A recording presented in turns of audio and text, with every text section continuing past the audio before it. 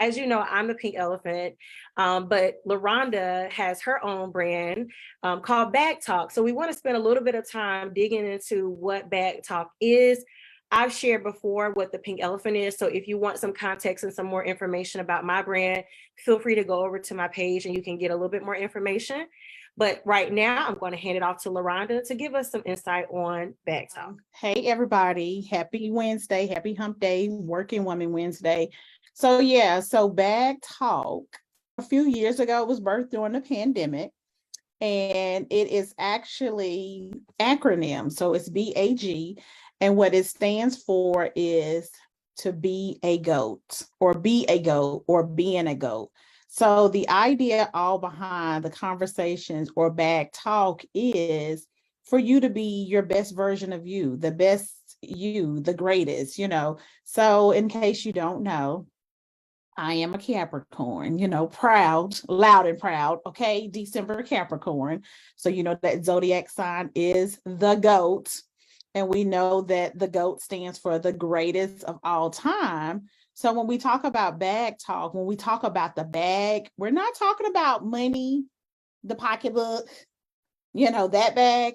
We're talking about you being the greatest of all time, you being the great. So either to continue to be great or giving you the tools that can allow you and help you to become. So tonight, is good.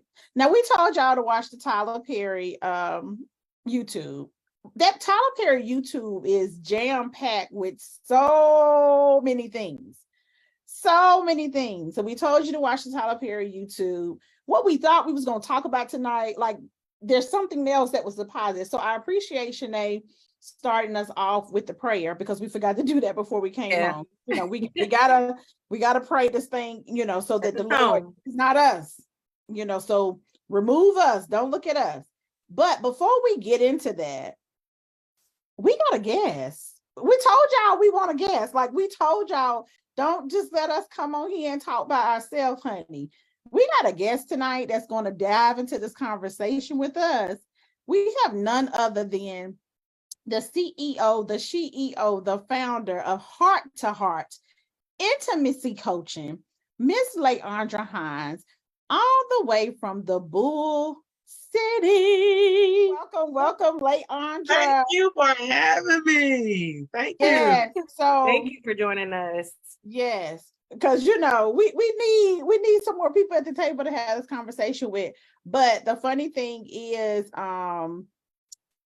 so because we kind of had a hiccup, it's like, okay, I got the little clip we're gonna talk about, but I ain't giving it to you. We're gonna watch it again together and we're gonna discuss it. But I'm gonna let Leandra introduce herself, let her know about her brand, and so y'all can get to know her. Yes. So Heart to Heart Intimacy Coaching was born in 2021. And we had our first Girl Talk series this year in the Bull City. And it's all about changing one heart at a time, y'all. Changing one heart at a time. Like so many times we be in these relationships and these long-term relationships, and we need to spice it up, and we just really don't know what direction to go. Right. And that's where Heart to Heart comes in and help you with to get y'all on the right path to that intimacy outside that bedroom, y'all. Yes, I'm here for that because one thing that is ironically, my husband and I have been invited to do a live to talk about intimacy. And I think sometimes people feel like, or they have this idea in their mind that it's going to always be just buzz and fire all the time. But in truth, in reality, you have to really massage that thing. You have to work it out in order to have a level of intimacy that sustains you through your entire relationship. So I really love the topic of intimacy. It's not talked about enough. I think people think like, oh my goodness, sex, and but the truth is, as you go through different parts of your life, you realize your sex drive will change, the intimacy levels will change, as well as how you need to be intimate, the ways to be intimate, those things will also change. So I love the idea of learning about intimacy and how to make that thing work for you. It's important. So Yes. love Yes. that. And that's what drives me, because so many relationships change. And sometimes, we can be one-sided depending on where you at, far as it, for a long time, it was heterosexual couples. But then I start realizing that same-sex couples have just as much problems as the heterosexual couples. And we thinking because they're the same sex, they're gonna understand each other better. And that's not so. That is not so. That's good. That's good stuff. Yes. And it's so broad, right? It's so broad. And we come from a culture where intimacy or talking about sex or relationships was kind of taboo, or you don't have that conversation. So a lot of times, I think just knowing both of y'all, we pretty much probably learned the most that we know about intimacy, sex, relationships as an adult, or trial and error, and still learning. So what I'm going to do, I want the people in the chat to drop in the chat. Did y'all watch the Tyler Perry? Did you watch it? Okay, we gave you the clip. That's the first thing. And then I'm going to play a snippet. I'm actually picking up right at the end of a piece, but the piece we're going to focus in on is the part that Crystal is speaking on. Again, tonight's subject, I'm going to share my screen. So tonight's subject, we talking about Gurl just start. That's what we're talking about. Gurl just start. And so I want you to let that resonate as I play this piece. And you guys, we're going to come back and we're going to discuss it. Are y'all ready? I'm ready.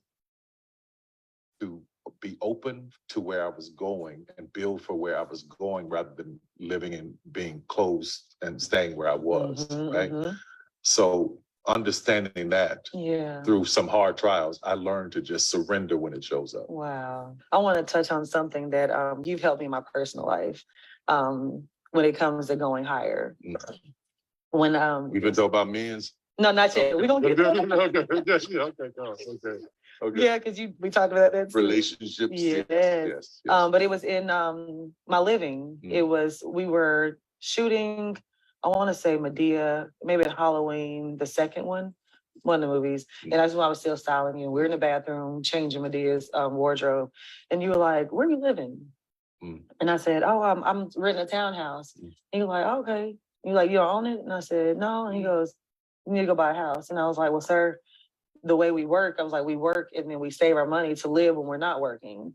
It's hard to save when you're just like living, you know what I'm saying? Basically living paycheck to paycheck. And you were like, okay, well, how much is a house? And I was like, well, the ones I'm looking at would be like 250, 300,000. And you're like, well, how much is the down payment? I was like, if you put 10% down, you may do like 15,000, between 20 and 15,000. You're like, okay, so what are you waiting on? I was like, well, you like, go get your house. And it was in that moment, I was like, good Lord, what a boss. Go get your house. So I got that house and I came back to the set of, by then we were shooting Have and Have Nots, because we moved on to the next project. That and quick. You were like, Krista she got her house. He was like, I give you 4 years, you'll be in a mansion. Within 4 years, I don't know if you remember saying that. We were on set, you called me and you were like, it's time for you to get a little apartment. He called my townhouse an apartment, y'all. A 4-bedroom, 3.5 bath. It's beautiful. It was beautiful. But I knew, again, in my life, what I learned and what I understood was be open when it shows up. Yes. That's not arrogance. That's not anything. There's so many people who I know I've met in this lifetime being very poor and now doing very well, who on that side of it, they never apologize for it. We as Black people constantly apologize when we have something good. Like you talk about that lady who talked about stop showing off, you should be. See, that's somebody who don't even understand that it's based on the experiences of what we have done as Black people in this country, the things our ancestors did. Our success has already been bought and paid for. If we can get our mentality around what that means, you wouldn't walk around apologizing for it. I know that's right. And you taught me to live unapologetically. Yes, it's okay. Yep. And even when I was living in a scarcity mindset, You're like, Chris, I know you feel like you just got through the door, or just one foot. You're like, you're in the door. You're all right. You're all right. Go get what you want. And I was like, well, I don't know if I can. He's like, stop living like that. Because you said that you would go buy what you could afford. Like, I know I can handle this. And then you're in there for 2 years. And you're like, I should have just got what I wanted. Because God continued to multiply. You're like, I could have just got what I wanted. Yes. And many times in my life, I've been in a situation. Why did I buy this? Why didn't I buy this? I didn't, when that's right there. Yes. Yeah. So you helped me to, one, dream bigger, to open my lens and be like, okay, I can do this. And every time I go higher, my life just makes room. It makes room. My ideas get bigger. The money, it there comes and it's never like oh God, how am I about to take care of this? No, there you go. And then you realize after 4 years, you go, man, I just breezed through that. That wasn't even a stretch. Because your mind became open to the possibility of what it could be. Yes. Yeah. It is. But that also comes with exposure. I'm a young girl from Martin, Tennessee, population 10,000 people, like super small. And you have I remember the first time you invited me to the island. And I was sitting at the table with everybody. And I don't know if you could feel the timidness. And you were like, if you're at this table, it's because you belong. And I remember one morning just walking around, just touching the leaves. I'd never seen an island, a private island. I've been on an island, but not an island like that. And I was like, this man, this is his own island. Like, just what, if I don't even need all this. Like, this is possible. Yeah. Then that's exposure. You know what I'm saying? Just knowing that I know somebody who has done it. Yeah. This is something I can do as well. And the places you've taken me, we've traveled the world together, has opened my eyes to so much where a lot of people aren't privy to seeing. About a couple of things, but they're traveling the world. But let me just say this, then I'll go to traveling the world. Oprah did that for me. When I first went to her house, she did it for me. I was like, oh, this is possible. You can actually dream and be, and I'll never forget, I'm on video saying this. I'm probably 35 or 36. My first movie had just come out. And I was just like, oh, I could have this. Yes. It took all of the reins and blinders off. And I was just like, okay, God, what you got? Yeah. I'm going to do the best I can to honor it. I'm going to be good to people. Everybody who comes in my life, I'm going to make sure that they are touched and affected in a beautiful way, that their lives are changed, that they really see and dream. Everything you show me, God, I'm going to try to pass it on to somebody else. And everybody who can get it, I'll take it. Right. So that's the feeling I want the people around me to have. That's the feeling I want the people at the studio to have, because at this point, what else is there to do? Exactly. Yeah. We're going to start with our guests. We're going to start with Leandra. So just that piece of what you heard, like what did you hear? What did you hear? And again, the topic is, girl, just start. And I got my last little bit of my wine, Shanae. This is it. Okay, so I'm ready. Shoot. Belonging. Like she felt like they felt like they didn't belong, right? Oh, so that did something to me, belonging and like dreaming bigger. I just recently heard someone say you got to get delusional with your dreams. And when we dream big, sometimes we get in the habit of not believing we're dreaming, but not believing it. And we set that doubt in there. We just got to trust God. That's what I hear. We just got to trust God that all things are possible. Jeremiah 29:11. He know the path for us, but we want to go on our own path. For us to feel like we don't belong. Ooh, that belong just did something to me, and it blessed my spirit on the screen tonight, y'all. I'm telling you, because I felt like I experienced with all my career that I'm trying to fit in and belong to say I can do the job. You know what I'm saying? And just even getting the entrepreneurship just gave me a different outlook on things. But getting delusional, I'm about to get delusional with my dreams. And delusional for some of those in the back, crazy. Just crazy, batshit crazy. Or as my boo say, just a silly something, just stupid. Just get stupid with it. And I'm about to be stupid with it, real stupid with it. Because we don't know how big God is. We act like we don't know. We read it all the time. We read the scripture, and the scripture that I had just been that was given to me the other day, 1 Corinthians chapter 13, when they talk about love. And we can have all the things. We can have all things, but if we don't have love, we ain't got nothing. Yeah, so I love you kind of already you right there on what I was getting ready to say. Because so I was listening to, my pastor from far away, TD Jakes. And one of the things that he helped me understand was that first of all, we be playing with God. We be asking God for these little itty bitty old things, first of all. God want a challenge. Okay. We asking God to give us a house. Anybody can have a house. An atheist has a house. Okay. Somebody who don't even believe in God has a house. A crazy person has a house. The most evil person, the rudest person, they have a house. But what about asking God to own 5, 6, 7, 8 houses? Okay. Asking God to have you own an island. We got to give God something to work with, because God wants to be able to show us who he is. And sometimes when we give these little small things, God, I just need can you give me a car, God? God, like, what about your spirit? What about renewing who you are? What about changing who you are? What about me helping you overcome the trauma that you've had? What about me changing your mind so that you can believe that you can do the things that you've been called to do?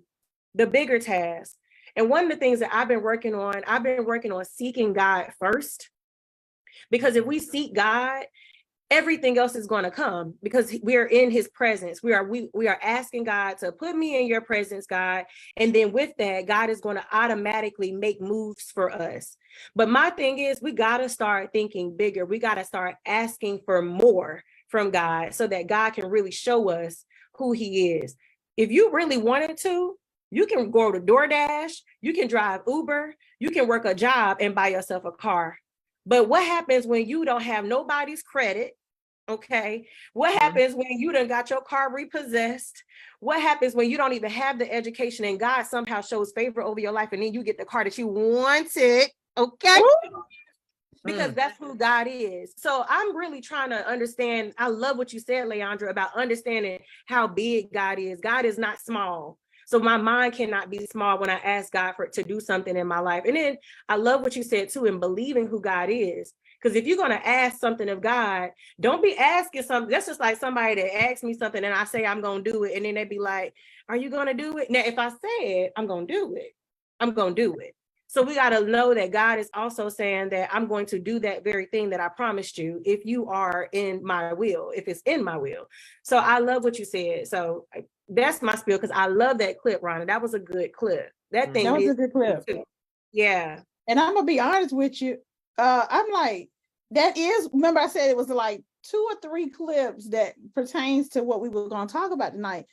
And that really wasn't the one I wanted, but that was the one I wanted. You know what I mean? I think that was the last one I heard. And I was like, ooh, I like that. Because even with what you all said, and I guess for me, so when I heard that, because we're talking to Tyler Perry, so just to give you a little bit of what he was talking about before we played it, he was talking about when he moved his studio. And so he was talking about the studio he previously had. It was one of those things where, oh, can I afford it? Like he had all of these things that he took into consideration, for the studio, the location, this and that. So it got to the point where the space was just too small. The neighbors were complaining. It wasn't enough parking spaces. So, it was like, okay, well, we got to move on to something else. And he didn't know where he was going to move on to, and somebody suggested a location. And he went to the location, and he talked about when he went to the location, he didn't have all of those parameters or those little doubts or those things that was in the back of his mind, like, okay, how can I afford it? When is it going to be paid? All blah, blah, blah, blah. And it is the biggest studio. So she was like, I mean, you kind of have like one of the biggest studios there is. And he said land mass.